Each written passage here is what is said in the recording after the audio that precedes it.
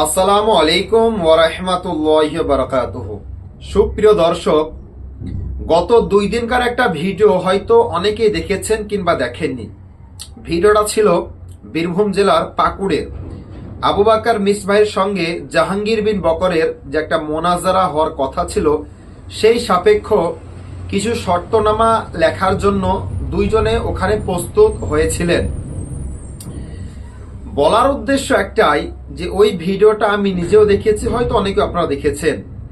যে চ্যালেঞ্জ কি ছিল? চ্যালেঞ্জটা ছিল আহলে সুন্নাত ওয়াল জামাতের পক্ষ থেকে আবু বাকার মিসবাহ সাহেব যে চ্যালেঞ্জ 2 লক্ষ টাকার করেছিলেন, যে সমস্ত আহলে হাদিস অর্থাৎ সালাফি মানহাজকে 2 লক্ষ টাকার চ্যালেঞ্জ থাকলো, যদি কেউ বুকের উপরে হাত বাঁধা মারফু হাদিস থেকে প্রমাণ করে দিতে পারে, অর্থাৎ মারফু মানে সহি হাদিস থেকে যদি কেউ প্রমাণ করে দিতে পারে যে হাত বুকের উপরেই বাঁধতে হবে আর এটাই সহি, তাহলে তাকে 2 লক্ষ টাকা দেওয়া হবে।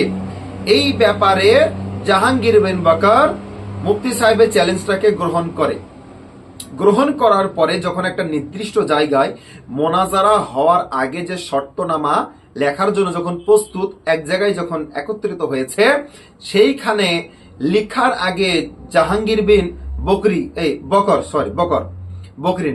বকর তখন বলছে, না না, আমার তো এই চ্যালেঞ্জটা আমি এটা গ্রহণ করিনি। তা কোনটা? তা বলছে যে মারফু হাদিস থেকে বুকের উপরে হাত বাঁধার ব্যাপারে আমি এটা গ্রহণ করিনি। তার মানে ওখানে বুঝতে পারা গেল যে বুকের উপরে হাত বাঁধার সহি কোনো হাদিসই নেই। এবার ওকে জিজ্ঞাসা করা, তাহলে তুমি কোনটা তুমি গ্রহণ করেছো? তা বলছে ওই আবু দাউদ শরীফের যে মেন নুসকাতে হাদিসটা আছে কি না, আবু দাউদের হাদিস, ওই ব্যাপারে আমি গ্রহণ করেছি।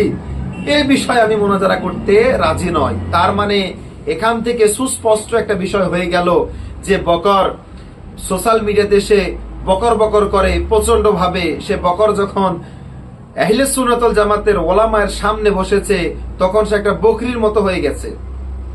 মনে হচ্ছে তার ভিতরে কলিজা নেই, এমন মানে নেক সুরত নিয়ে বসেছে।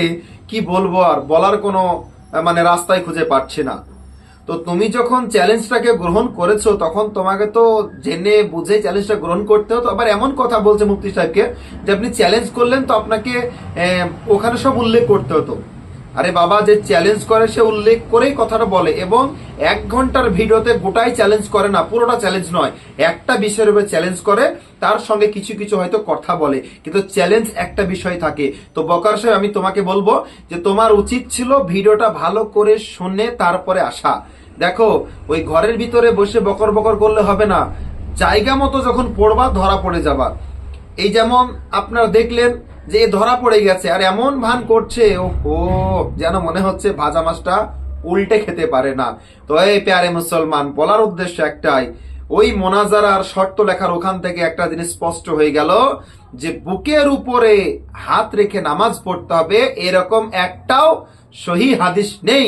যদি থাকতো তাহলে 2 লক্ষ টাকার চ্যালেঞ্জ অ্যাকসেপ্ট করে জাহাঙ্গীর বিন বকর মোনাজারার জন্য প্রস্তুত হয়ে যেত, কিন্তু ওইখান থেকে সরে গেছে, বলছে না, এ বিষয়ে মোনাজারা আমরা করব না।